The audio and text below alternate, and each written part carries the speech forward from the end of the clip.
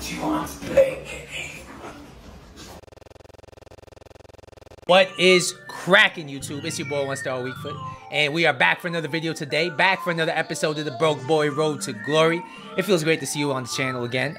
Thank you very much for tuning in. So, we're gonna start this video off by opening the SBC that EA dropped today, the Premier League upgrade. And it's hard to say whether this SBC is worth it because you're submitting 11 Premier League rare golds and getting a pack where you get 4 Premier League rare golds back untradeable. I mean, I don't know why they felt the need to make this untradeable. I don't know why they felt the need to make a lot of these certain SBCs untradeable packs, but it is what it is.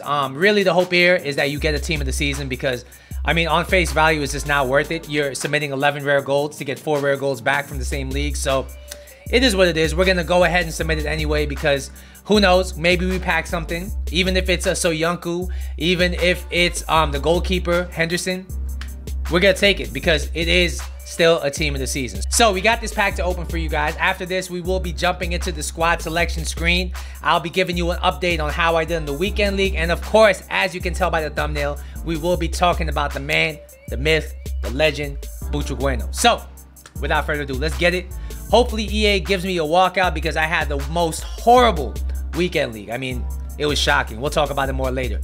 We're not even gonna get a board, and that's what I'm saying, guys. This was absolutely not worth it. We get Matic. We have submitted 11 rare golds, and we are getting 4 rare golds back, the best of them being Matic. We're also gonna get those guys you saw there. None of them are worth a thing. And you know what? I think that EA did drop a few SBCs that I want to talk about first. We got this guy right here. And on paper, this guy looks like an amazing CM. My only issue with him being the fact that he only has a 3-star weak foot. If you gave him a 4-star weak foot, I would say go ahead and do this. I mean, stat-wise, he looks amazing. He looks like a poor man's flashback Atal, or is it foot birthday Atal? I don't even know what you call him. Shapeshifter Atal? One of the Atals. He looks like a poor man's Atal. It looks like they also did drop the 82 plus upgrade. So you know what?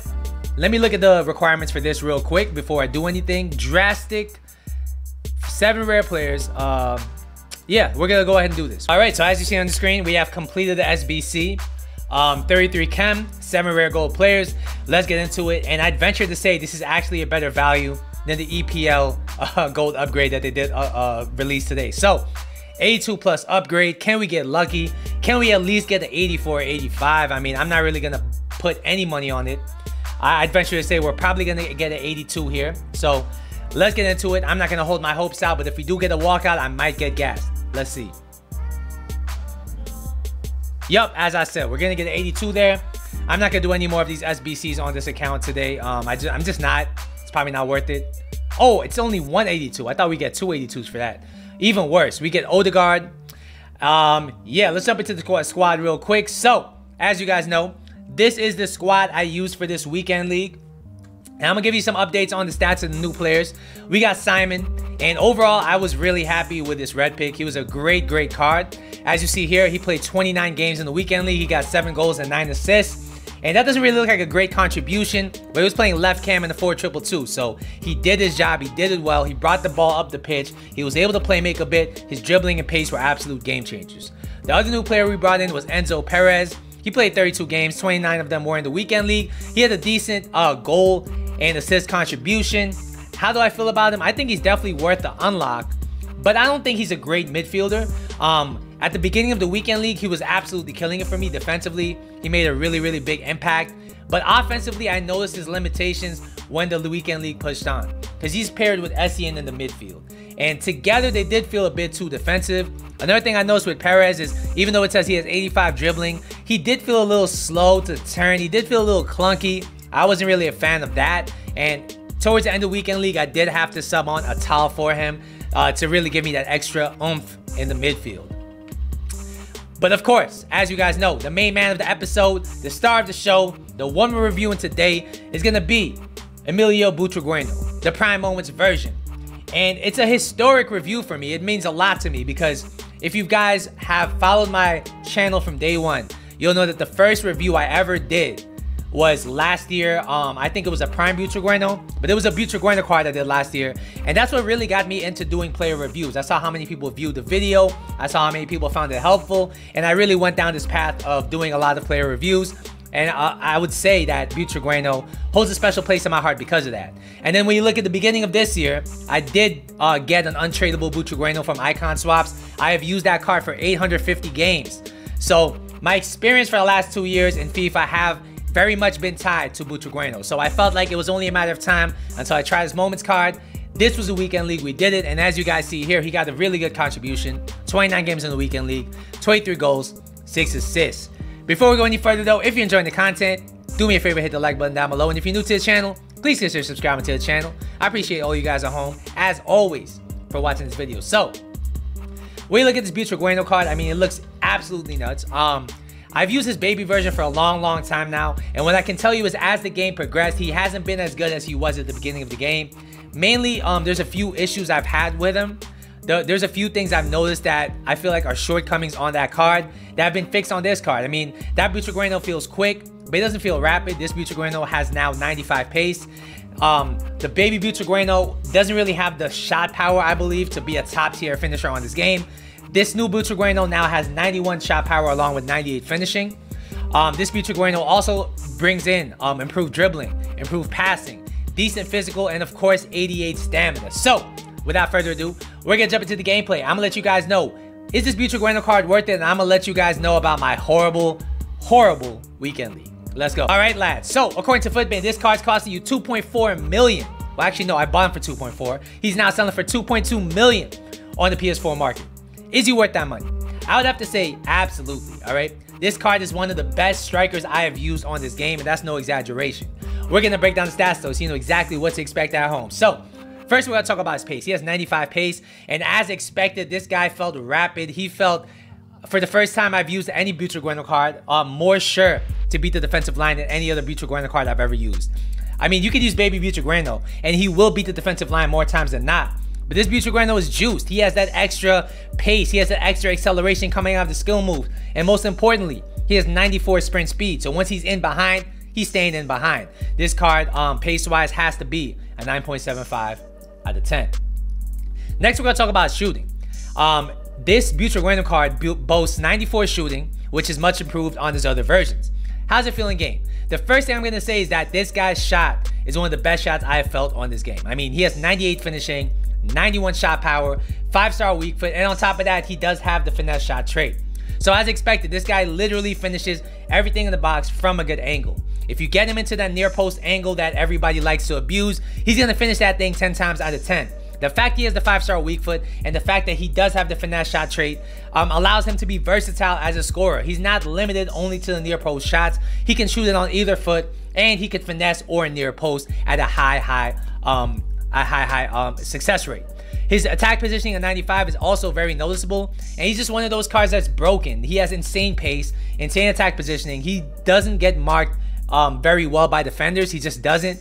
And that's because of those combination of stats. He has 88 volleys, 90 penalties. I mean, his shooting stats are absolutely marvelous. They do translate in game. And overall, I gotta give this guy shooting a 9.75 out of 10. He has one of the best shots I felt on this game. And if you need a clinical striker, this guy's gonna be your guy.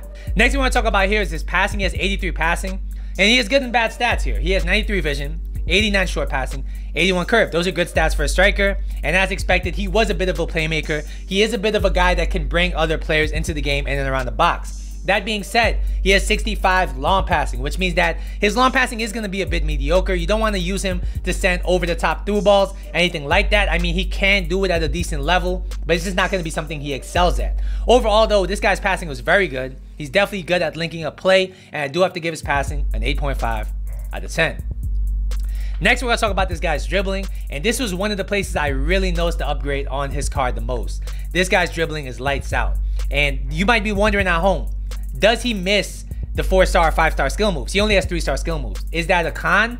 I would say, of course, it's going to be a con in some degree, but at the same time, his dribbling, his left stick and strafe dribbling is so smooth. His center of gravity is so low that I think he gets away with it. I mean, his actual pure dribbling is absolutely insane. Like I said, you can make circles all around the defenders, and they're just not going to get the ball off him. He's very hard to dispossess. And on top of that, he's very sticky. He's one of those players where if you tackle the ball, you're going to have to tackle that thing 2 or 3 times, because the first time you tackle, it's going to bounce back to him every single time. He's the kind of player that can really create his own shot, as well as create shots for other people with his dribbling. Overall, this guy's dribbling is 9.5 out of 10. He is ridiculously smooth, ridiculously responsive, and an amazing dribbler overall.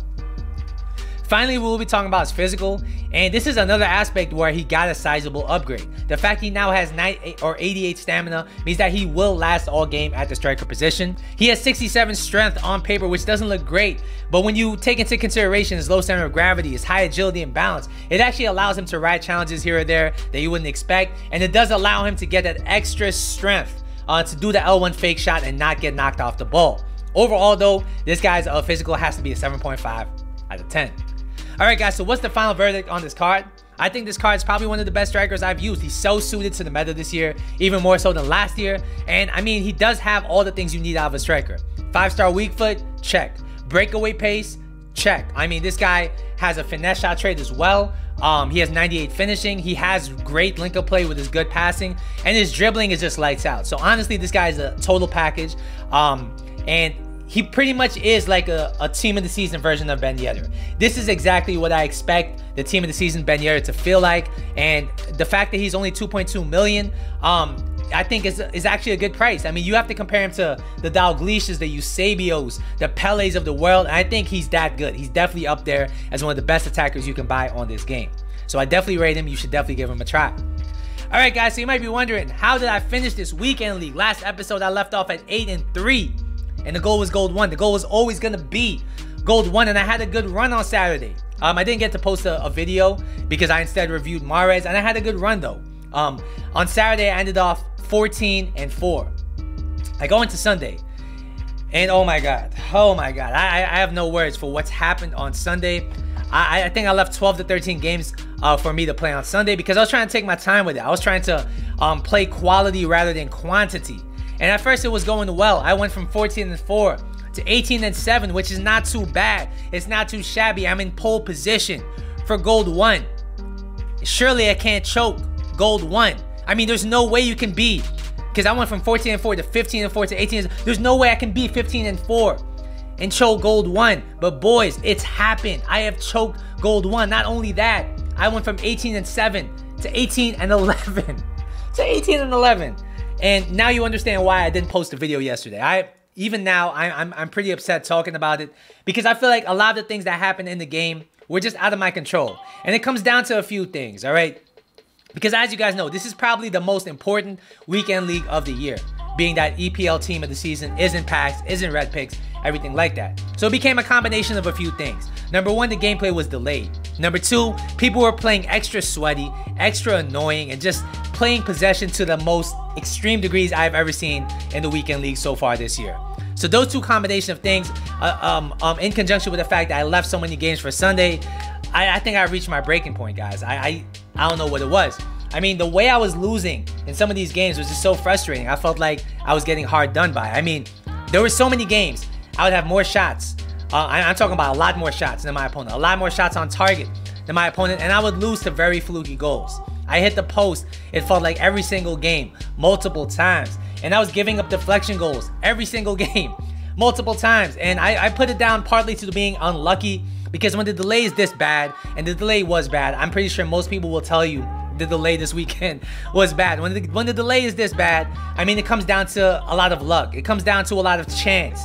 And it just seemed like it wasn't my day. I wasn't getting the bounces. I wasn't getting the luck. I was losing a lot of close games. I conceded so many 45th minute, 90th minute, 120th minute goals. I mean, it was an absolute joke. I'm pretty sure I lost my head in the midst of it as well, which certainly didn't help things. And I will put my hands up and say that, you know, that part is my fault, of course. I mean, I can only control what I can control, and what I can control is my state of mind in the game.